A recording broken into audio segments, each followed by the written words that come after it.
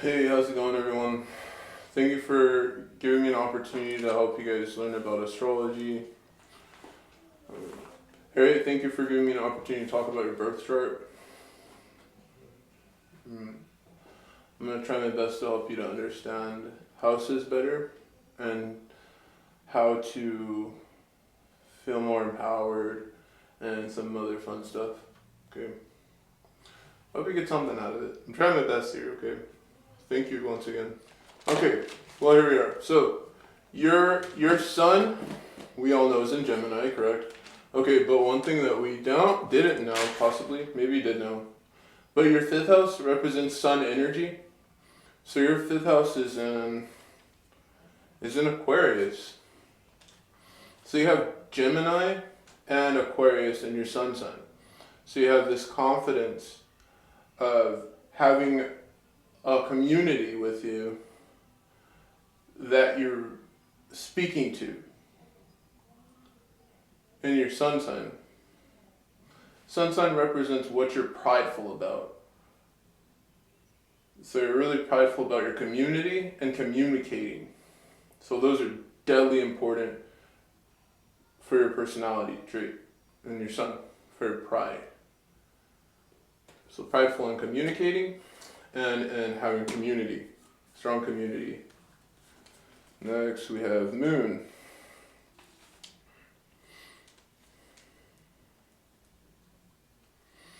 Your moon's in Aquarius. And then your fourth house, which represents moon energy, is in Capricorn. So you have moon in Aquarius, so there's that more of the energy that is focused on community. So on the inward, you're focused on community. And then on expressing outwards, you're focused on community. So you have this a lot of communal energy that resonates through your beingness. It's like the first thing that people see. They're like, okay, so this person is very good at communicating and they're very good with communities, which is very, very chill. And I could definitely see that in your personality. Like when you were talking about your work and stuff, I was like, wow, so she's really community based and stuff. So props on that. And then next we have Mercury. Okay, so Mercury, with houses, it's a twofold thing. But first we'll talk about Mercury, the planet, which is in Gemini, or Mercury's in Gemini. You probably know that, maybe not. I don't know. But that means that you're really good at communicating with people. Mercury's mainly in Gemini. It's Gemini is Mercury's home. Mercury is ruled by Gemini, and you have Gemini in your Mercury. So that means you have really good communication skills. And then there's two other things, and it's your third house represents Gemini energy, and sixth house represents Virgo energy. Virgo is also ruled by Mercury. And for your third house, okay, so your third house is ruled by Gemini, sixth house is ruled by Virgo, which both ruled by Mercury. So your third house is in Scorpio. So that's communication, right? Your third house is ruled by Gemini. That means that when you speak to people, you have the Scorpio communication and thing going. You're going really deep into conversations with people. Taking a lot of time to understand things and focus on learning stuff. Which would explain why I'm doing this video for you, because you go really deep when it comes to communicating with people. And also, which is another probably good reason, is your sixth house is in Pisces. And sixth house is ruled by Virgo. And Virgo, is really nitpicky, and they take everything apart into its smallest parts. And so when it comes to breaking everything down so that you can understand it better, you have this Piscean energy. And so with work, you're communicating with people in a deep way, and then with structuring things, you're communicating in more of a spiritual way, because that's sixth house in Virgo. So sixth house Virgo, that's you. Your Virgo, your sixth house Virgo is in Pisces. So when it comes to breaking things down with a Virgo 6th house energy, you're going to go into spiritual stuff. Okay.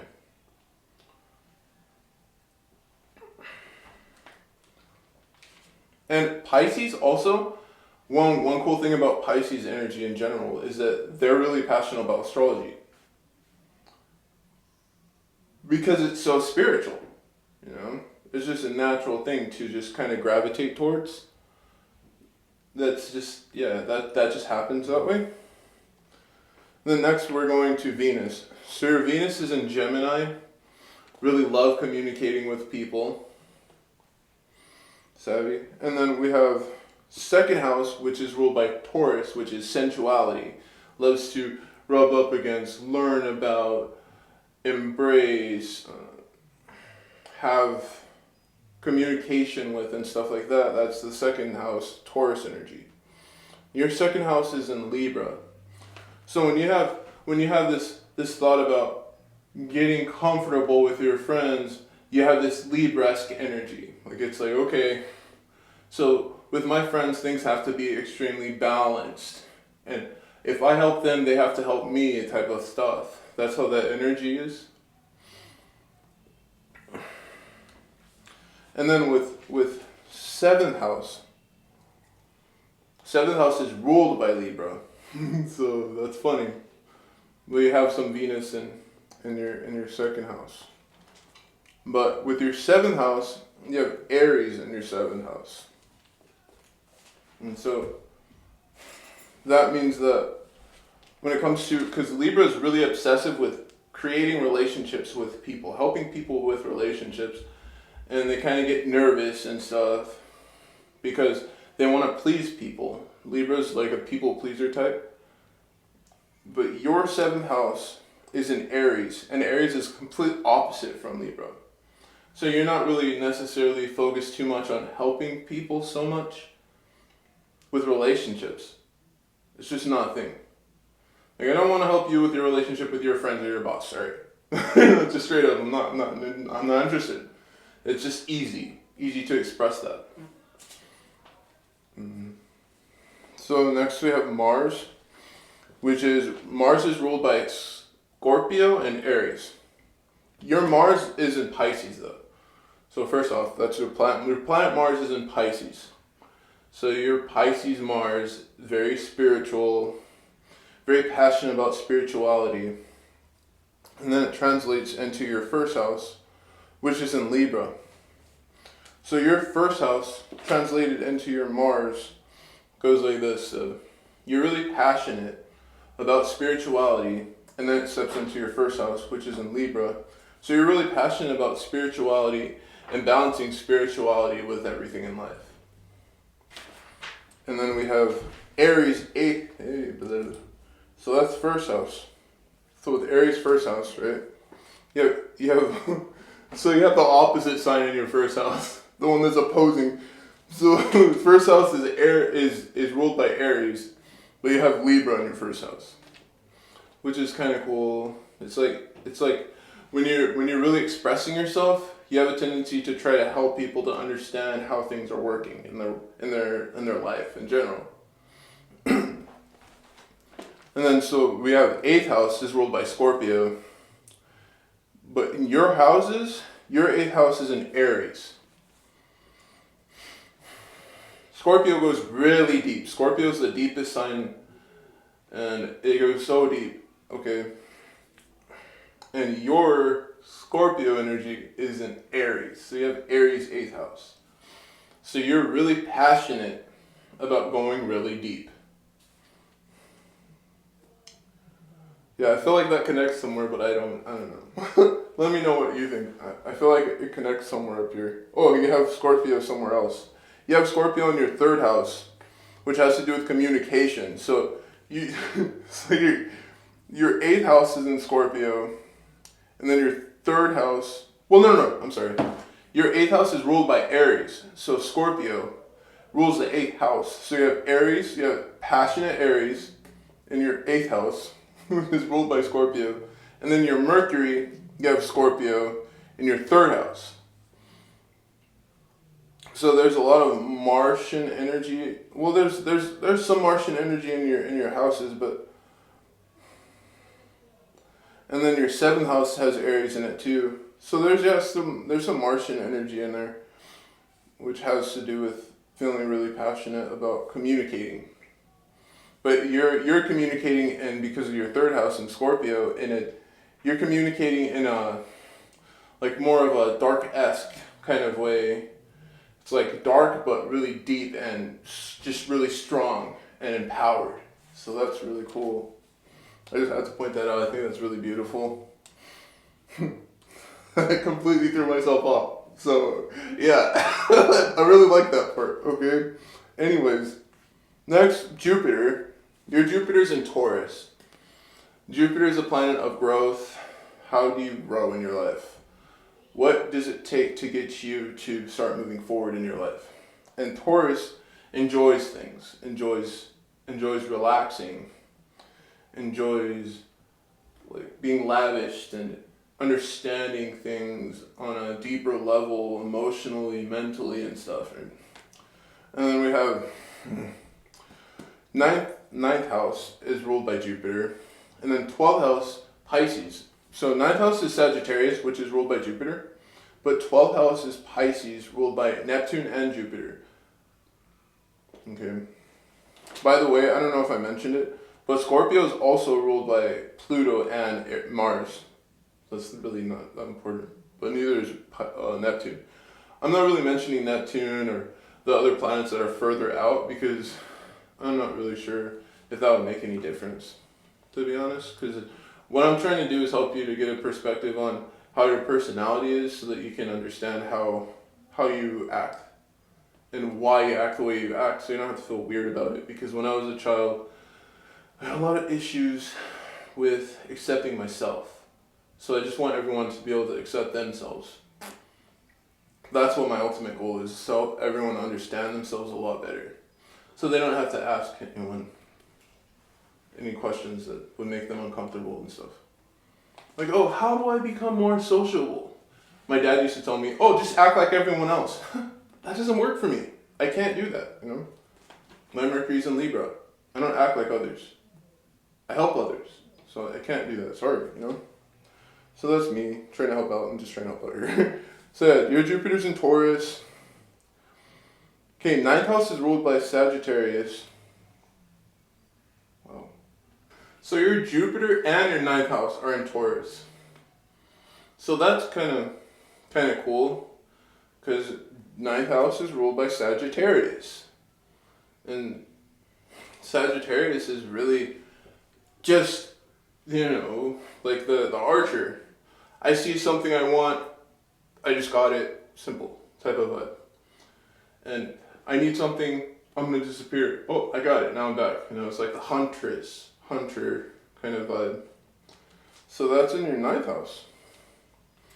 Taurus energy. So like you would be the huntress that would be like, okay, you know what? Yeah, like super good with the bow. Like super good with the bow. And you just kill stuff, take it home, eat it. Kill stuff, take it home, eat it, you know? There's not really any, oh God, I need to do soul searching. I don't think Taurus is really thinking much about soul searching. Taurus is more thinking about how to become more relaxed and comfortable. So that's nice energy. As per your growth, like you don't really have to fight for it so hard. But then again, here we are with your Pisces. Pisces being ruled by Jupiter and Neptune, okay? So someone seeking things that are spiritual, you have Virgo in your Pisces. So that means that with thinking and learning about things that are spiritual, you got to break everything down. You have to break it all down to its smallest parts, because you have your 12th house is in Virgo. 12th house is ruled by Pisces. So everything that you want to learn spiritually, you have to break it all down, or it's not going to make sense. Okay, so yeah, be really diligent and learn and keep learning, and don't stop learning. Always ask questions. Ask me questions about your birth chart, whatever. Just do whatever you can to keep learning. Okay, so Saturn and Capricorn. That's your 10th house.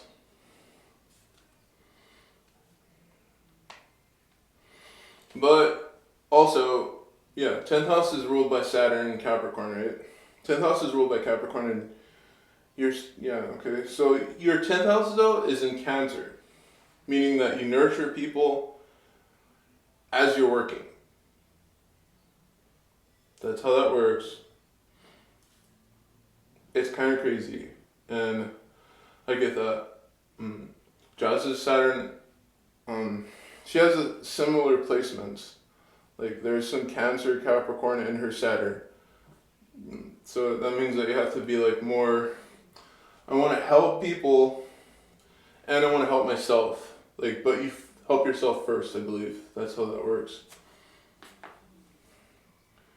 And then your 11th house, which is in Aquarius, which is ruled by Aquarius. 11th house is ruled by Aquarius. Yours is in Leo, which is its opposing sign. Meaning that when it comes to having a group of friends, you like to have those friends have pride in you. And that's how that has to be. And that helps you to develop more and become more of an inspiration. And it drives you forward. So that's a good thing, right? So that connects your 11th house in Leo, goes up there and connects with your moon, right? So you're really good at making friends. And then you can take making friends, the friends that you've made, and then you can work with them through your Leo and Aquarius. So that's cool. That's a cool thing there. So houses and planets, they connect with each other, and it's always a good idea to connect them. So if you have Aquarius somewhere in your planets, look and see if you have it in anywhere of your houses. Then you can compare them, and then you can have more understanding of who you are. Okay, so you also have your 5th house in Aquarius. So you have a good amount of Aquarius energy, and Aquarius is really chill. And they're rebellious, but they're not really afraid of being who they are. So that's really nice.